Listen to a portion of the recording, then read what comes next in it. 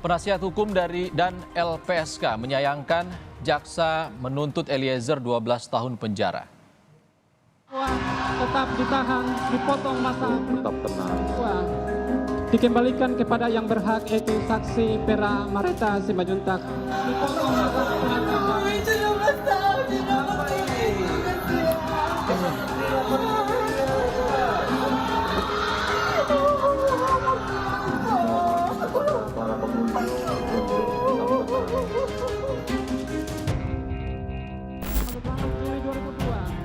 Richard Eliezer Pudihang Lumiu menahan tangisnya saat jaksa membacakan tuntutan pidana 12 tahun penjara atas kasus pembunuhan berencana Brigadir Yosua. Eliezer tak menyangka jaksa menuntutnya dengan pidana 12 tahun penjara.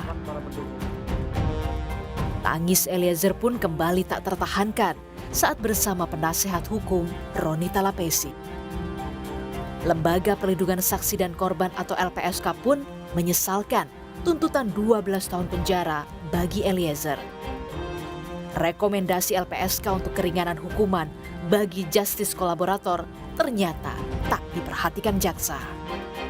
Kami sangat menyesalkan ini karena kemudian rekomendasi LPSK berkaitan dengan status Richard Eliezer sebagai justice kolaborator sekaligus penghargaannya untuk keringanan penjatuhan hukuman tidak diperhatikan gitu ya. Kalau tidak ada pernyataan dan keterangan dari Richard, pengakuan dari Richard, kasus ini juga nggak akan terbuka ya bahwa kasus ini adalah sebuah kejahatan tindak pidana pembunuhan.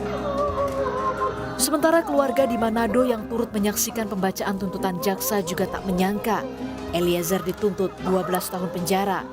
Keluarga berharap hakim dapat memberikan vonis yang memberikan rasa keadilan.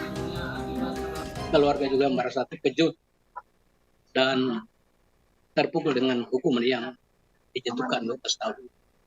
Kami cuma berharap kiranya Richard Eliezer tetap dapat kuat. Dan kedua, dia dapat tidak goncang dengan hukuman yang ada sekarang. Tapi kami yakin kebenaran pasti akan berlaku untuk anak kami Richard Eliezer. Dan kedua, kami juga memohon kepada Pak Hakim akan memberikan hukum yang seadil-adilnya kepada Richard Eliezer. Setelah mendengar tuntutan jaksa, tim penasihat hukum Eliezer akan menyiapkan pledoi atau nota pembelaan pada pekan depan. Liputan Kompas TV. Tuntutan 12 tahun penjara terhadap terdakwa Richard Eliezer yang berstatus sebagai justice kolaborator menimbulkan kontroversi. Publik membanding-bandingkan tuntutan 12 tahun penjara Eliezer dengan tuntutan 8 tahun penjara Putri Chandrawati. Untuk membahasnya sudah bergabung Wakil Ketua Lembaga Perlindungan Saksi dan Korban atau LPSK, Susila Ningtyas. Selamat sore Mbak Susi. Selamat sore. Mbak Susi, terdakwa yang dilindungi LPSK selama lebih kurang 6 bulan ini atau 4 bulan persidangan ini dituntut lebih berat dari 3 terdakwa lain yang hanya mendapat tuntutan 8 tahun. Apakah Anda melihat ada ketimpangan di sini? Ya jelas kan berbeda ya Mas ya antara 12 sama 8 tahun ya gitu. Tapi ya kami pertama menghormati dan menghargai sekali ya tuntutan yang disampaikan oleh JPU karena ini memang murni kewenangan JPU. LPSK di sini dalam hal ini hanya memberikan rekomendasi tugasnya berdasarkan Undang-Undang Perlindungan Saksi dan Korban bahwa kami menjalankan mandat yang diatur di dalam Undang-Undang Perlindungan Saksi dan Korban Undang-Undang 31 tahun 2014 di pasal 10A disebutkan di ayat 4-nya bahwa LPSK memberikan rekomendasi terhadap status JC dan kemudian kepada penuntut umum supaya penuntut umum memasukkan di dalam surat tuntutannya yaitu berupa penghargaannya. Penghargaannya adalah keringanan hukuman itu.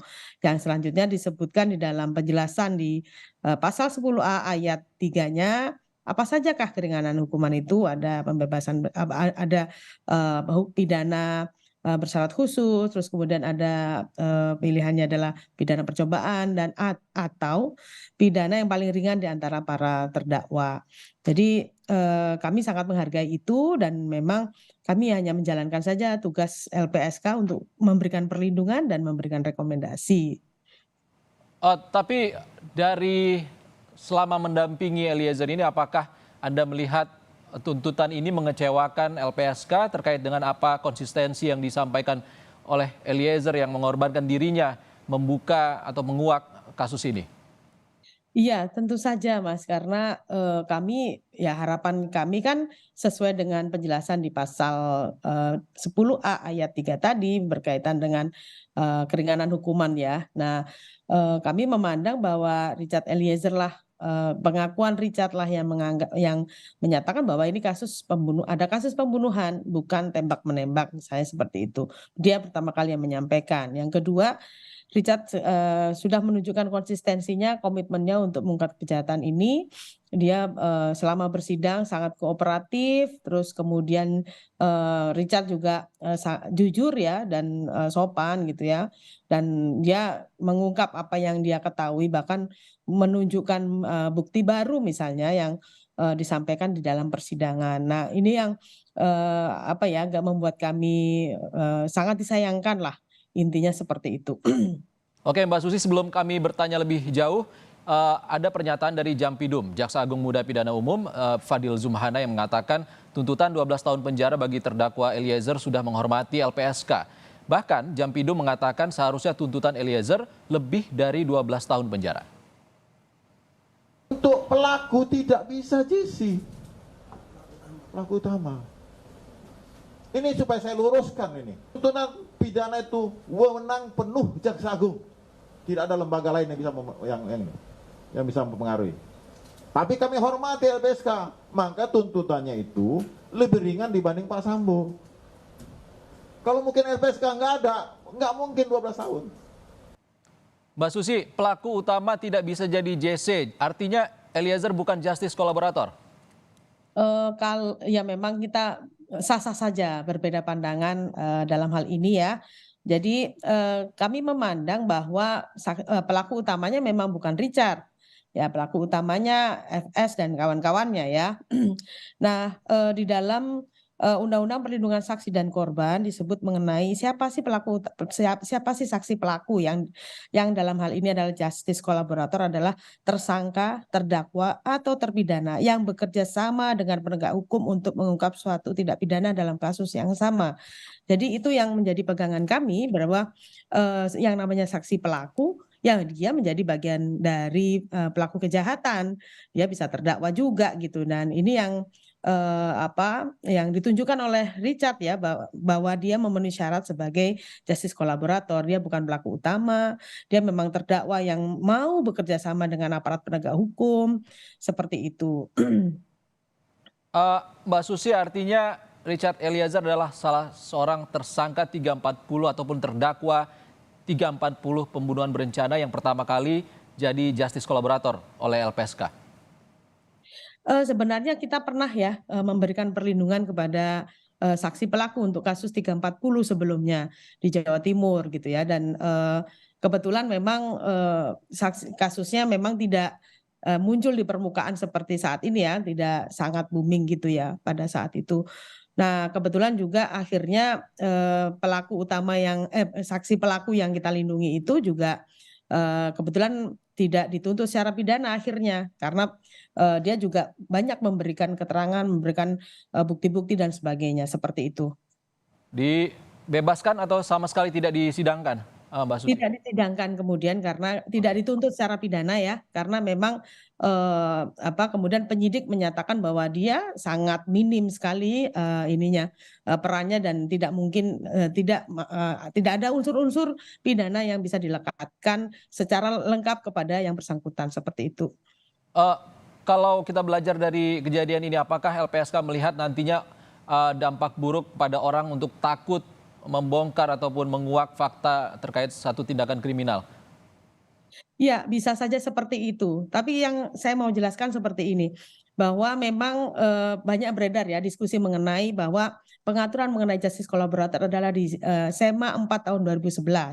Padahal SEMA 4 2011 ini kan muncul sebelum lahirnya Undang-Undang Perlindungan Saksi dan Korban tahun 2014, sebelum revisi Undang-Undang Perlindungan Saksi yang tahun 2014 itu. Jadi memang seyogyanya SEMA ini juga mengikuti peraturan perundang-undangan yang sudah diamandemen ya, yang menjadi Undang-Undang 31 2014. Jadi memang kemudian ini perkembangan pengaturan mengenai justice kolaborator itu adalah tidak stuck gitu ya, tapi dinamis ya, dan ini berkembang gitu ya. Nah, apalagi kasus yang berkaitan dengan kasus FS ini yang melibatkan Richard Eliezer sebagai salah satu pelakunya ya, sebagai JC dalam hal ini bisa menjadi khasanah baru ya, pengetahuan baru, ilmu baru, pengalaman baru bagi sistem peradilan pidana Indonesia, karena justice kolaborator ini salah satu hal baru di dalam sistem peradilan pidana Indonesia yang ini bisa dengan adanya pengalaman-pengalaman ini bisa membuat menguatkan ya praktik-praktik perlindungan terhadap justice kolaborator yang sudah diatur di dalam Undang-Undang Perlindungan Saksi dan Korban. Yang ini perlu dikenal dan ini perlu diketahui oleh banyak masyarakat. Nah, apakah ini kemudian menjadi presiden buruk atau presiden baik ya? Apakah ini menjadi best practice atau ini menjadi good practices atau ya sebaliknya gitu ya.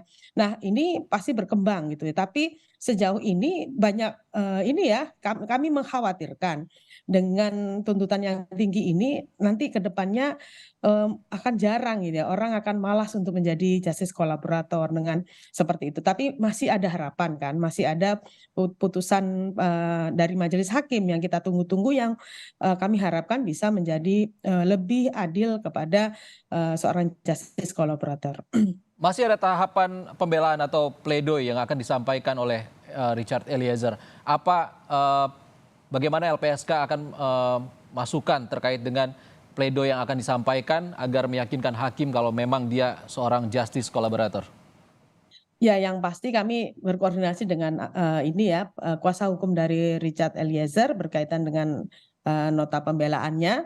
Ya, kami menyampaikan juga bagaimana Richard dari awal sangat berkontribusi, sangat berperan gitu ya, mengungkap kejahatan ini dan kemudian meminta perlindungan kepada LPSK dan bagaimana prosesnya, karena menurut kami perlindungan yang diberikan LPSK juga menjadi poin penting bagi pembelaan tersebut, bahwa untuk meyakinkan bahwa memang Richard ini dengan dilindungi oleh LPSK maka keterangan-keterangannya juga terjaga seperti itu, dan sampai detik akhir juga Richard Eliezer menunjukkan bahwa yang bersangkutan ini konsisten dan komitmen untuk mengungkap kejahatan ini dan dengan berkata jujur dan sebenarnya seperti itu. Jadi bahkan kami juga mungkin ini ya, kuasa hukum juga banyak substansi yang mereka sudah mulai rancang untuk disusun ya. Kami juga stressing berkaitan dengan selain peran ya, juga terkait dengan bukti-bukti baru yang disampaikan oleh Richard Eliezer